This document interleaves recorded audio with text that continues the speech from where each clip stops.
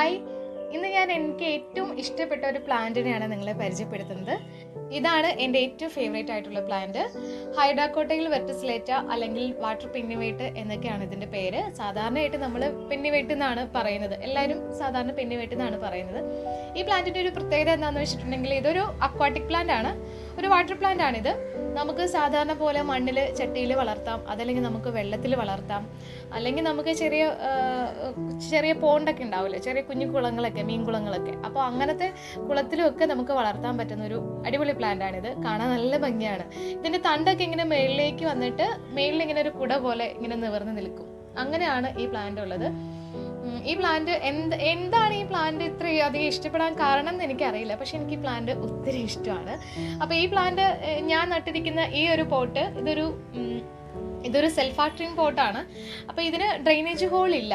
Drainage whole ഇല്ലാതെ ഞാൻ ഇതിന് അങ്ങനെ തന്നെ മണ്ണിട്ടാണ് ഇതിൽ വളർത്തിയിട്ടുള്ളത്.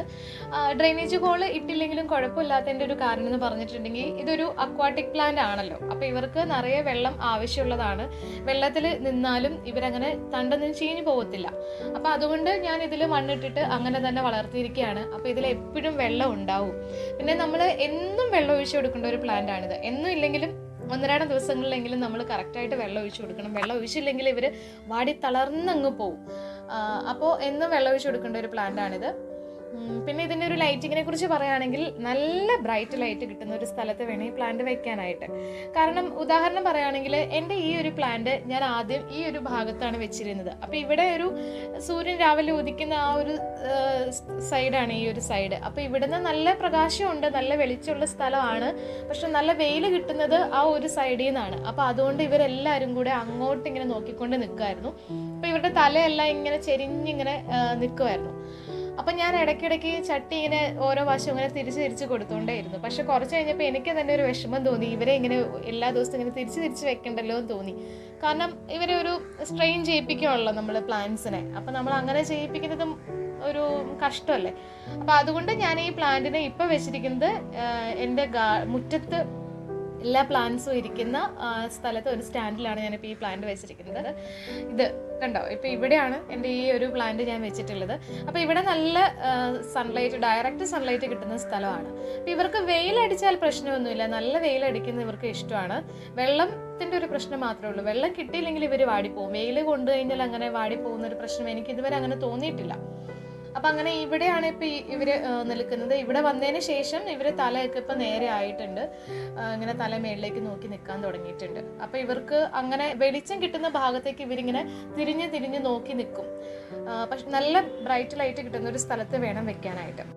ഇൻഡോറായിട്ട് നമുക്ക് ഈ പ്ലാന്റ് വെക്കാം, പക്ഷെ നല്ല ബ്രൈറ്റ് ലൈറ്റ് കിട്ടുന്ന സ്ഥലത്ത്, ബാൽക്കണിയിലോ അങ്ങനെയുള്ള എവിടെയെങ്കിലും ഒക്കെ വേണം ഈ പ്ലാന്റ് സെറ്റ് ചെയ്യാനായിട്ട്. ഇപ്പോൾ വെള്ളത്തിലോ മണ്ണിലോ എങ്ങനെ വേണമെങ്കിലും നമുക്ക് വളർത്താൻ പറ്റും. അപ്പോൾ നമ്മൾ ഈ പ്ലാന്റിന് നിറയെ വെള്ളം ആവശ്യമുണ്ടെന്ന് ഞാൻ ആദ്യം പറഞ്ഞല്ലോ. അപ്പം നമ്മൾ 1-2 ദിവസമൊക്കെ എങ്ങോട്ടെങ്കിലും പോവുകയാണെന്നുണ്ടെങ്കിൽ, വീട്ടിൽ ആളില്ല എന്നുണ്ടെങ്കിൽ, വെള്ളം ഒഴിച്ചില്ലെങ്കിൽ ഇവരും ഭയങ്കരമായിട്ട് വാടിപ്പോവും. അപ്പം നമുക്ക് ചെയ്യാൻ പറ്റുന്നൊരു കാര്യം എന്ന് പറഞ്ഞിട്ടുണ്ടെങ്കിൽ ഇവരെ വെള്ളത്തിൽ ഇറക്കി വെക്കാം. ചട്ടിയോടുകൂടി വെള്ളത്തിൽ, വേറെ ഡ്രെയിനേജ് ഹോൾ ഇല്ലാത്ത വേറൊരു ചട്ടിയുടെ അകത്തേക്ക് പ്ലാന്റിനെ ഇറക്കി വെച്ച് വെള്ളം ഒഴിച്ച് നമുക്ക് വെച്ചിട്ട് പോവാം. കാരണം അങ്ങനെ വെച്ചിട്ട് പോയാൽ ഇവർ നല്ല ഉഷാറായിട്ട് നിൽക്കും. വെള്ളത്തിൽ നിൽക്കുന്നത് കൊണ്ട് ഇവരുടെ തണ്ട് ചീഞ്ഞ് പോകുമൊന്നുമില്ല. കാരണം നമ്മളിത് അക്വാട്ടിക് പ്ലാന്റ് ആണല്ലോ, ചെറിയ കുളത്തിലൊക്കെ നമ്മൾ നട്ടു കൊടുക്കുന്നതാണ്. അപ്പോൾ ഇത് കണ്ടോ, ഇത് എൻ്റെ ഒരു ചെറിയൊരു വാട്ടർ ഗാർഡൻ ആണിത്. അപ്പം ഞാൻ ഇതിൽ ഇങ്ങനെ 1-2 തണ്ട് ഇങ്ങനെ ഇട്ട് വളർത്തുന്നതാണിത്.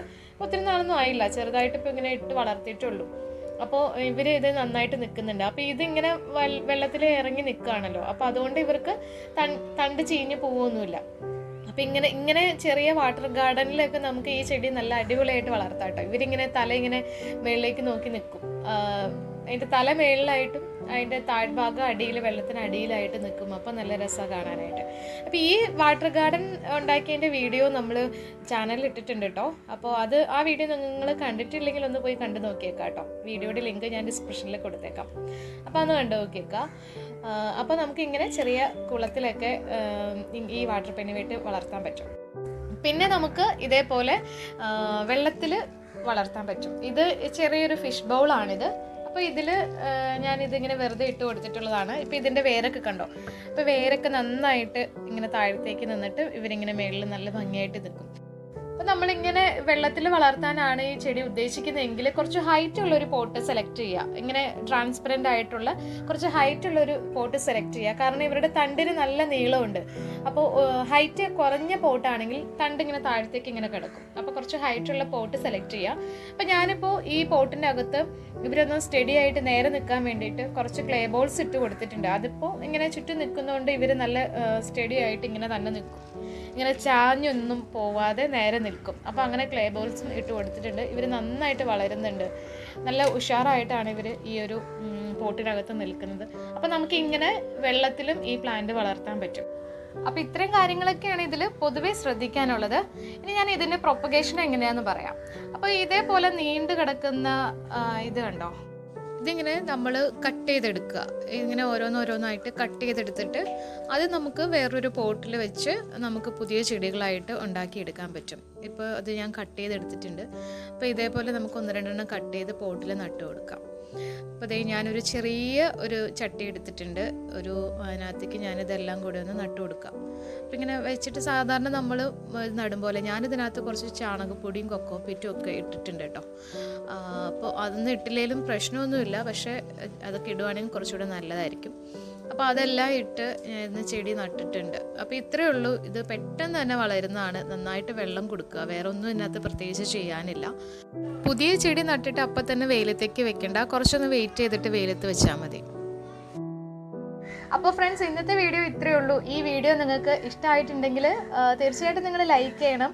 അതേപോലെ വീഡിയോയെക്കുറിച്ചുള്ള അഭിപ്രായങ്ങളൊക്കെ കമൻറ്റ് ചെയ്യണം. പിന്നെ ചാനൽ സബ്സ്ക്രൈബ് ചെയ്തിട്ടില്ലെങ്കിൽ ഒന്ന് സബ്സ്ക്രൈബ് ചെയ്ത് സപ്പോർട്ട് ചെയ്യണം. സബ്സ്ക്രൈബ് ചെയ്യുമ്പോൾ തൊട്ടടുത്തുള്ള ബെല്ലൈക്കൺ കൂടെ എനേബിൾ ചെയ്യണം. അപ്പോൾ നമുക്കൊരു അടുത്തൊരു വീഡിയോയിൽ കാണാം. ബൈ.